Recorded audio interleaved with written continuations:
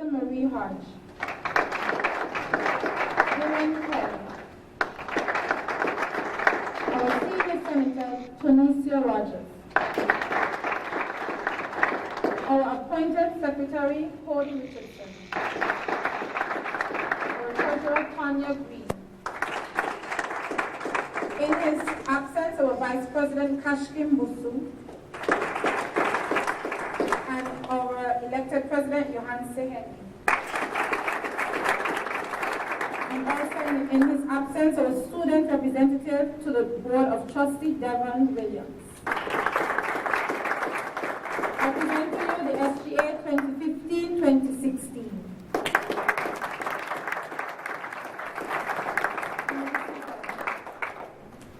At this time, we are going to invite our special guest, Senator Tregenza Roach, as he gives brief remarks to our elected officials.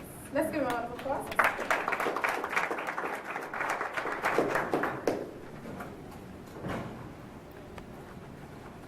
Good afternoon, everyone. Brief remarks. Actually, I was in St. Croix on Wednesday, and we had to stay overnight. So when I got up in the morning, I said, let me turn on the television and look at what they had to say about the Republican debate the night before. And for about an entire half an hour, they talked about what Trump thought about Carly Fiorina, whether she was attractive. Then they talked about his hair. Then whether Trump thought that President Obama is a Muslim. Then who of the candidates had entertainment experience, that kind of camera experience. It went on for about a half an hour, and not one substantive thing was said about the condition of this country. And I was thinking about you all the time. And then I thought about the local situation, a governor charged with misuse of public funds, a little less recent, a senator convicted of and charges that relate again to public influence and the misuse of it. High public officials being charged and convicted, the executive director of the legislature, the director of the Bureau of Internal Revenue. And I said, what do I tell these young people to bring some kind of light to this idea of leadership? And so I reflected back to Christmas of 2012 when just after I was elected for the first time to the legislature. And all of my friends gave me books. Tea, reader, everything you could think about tea. The writer from Lebanon, who was a fantastic storyteller, Ahmedine, his book, The Hakawati. The Audacity of Hope by President Obama. A New Earth by Eckhart Tolle. And the final one, The Soul of Leadership by Deepak Chopra. And Deepak says in his book, among all the things that he says in the book, The Soul of Leadership, he said leaders have a vision and they have the ability to manifest this vision. But then he said that he believes that 4 steps are necessary to bring a leader to a place of manifesting this vision. So the 4 steps are these. I wrote them down, even though I know them, so that I wouldn't forget. So the first one, impartial observation. Right? Impartial observation. Look and listen with your senses. Huh? Analysis. Look and listen with your mind. Feeling. Look and listen with your heart. And incubation. Look and listen with your soul. Now, I don't quote that to say that Deepak Chopra knows everything about what leadership is.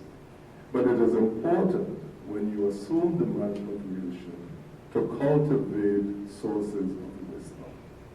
And wisdom is found in every people, in every culture, in every school of philosophy, in every religion. And if you contemplate for a minute what he means by analysis, observation, and you think about the present world, and you think about us moving about our business, always engaged in something. We're on the phone, texting, they're emailing, they're responding. If we're not careful, the path of leadership that we see ourselves on may not be informed by observation, analysis, evaluation, sources of wisdom. So I go from Viva, and I go to a woman that I met on Facebook before I became a senator, and she said she liked my post, and she contacted me about how she could get a copy of a book that I had written. So when I went to deliver the book because she wanted it autographed, she gave me 2 CDs of Buddha's teachings, and I played them in the car. And one of the things that the Buddhist teachings raised was a principle of non-duality, the Buddhist principle of non-duality. And to just briefly summarize it, it says, if you see a flower, and you think the flower is beautiful, think about how the flower came to be. The flower came to be because there was compost, right? Fertilizer, which doesn't smell very good sometimes, right? But out of that comes a beautiful thing. And you can't separate the beautiful thing from where it comes from and from the things about it, excuse me, that may not be as beautiful. So out of that, I took this, that in this crisis that we're in, the crisis of leadership, in this country, not just the Virgin Islands, in this country and in this territory, if you look at it and you consider the principle of non-duality, it means that out of this, beautiful things can still emerge. Beautiful things. You becoming a leader and making your own stamp, your own vision on your time, on your peers, on this institution. It's a challenging responsibility, but I believe you're up to it, that your peers have seen that you are up to it, and if you provide them with the appropriate requisites of leadership, they will invest themselves in the vision that you bring, and we will all benefit from it. So I wish you well in your offices. I pledge the support of my office if there's ever anything that I can do to come and support you in your events or activities. And I look forward to a bright and promising future, both for you and for this institution. Thank you.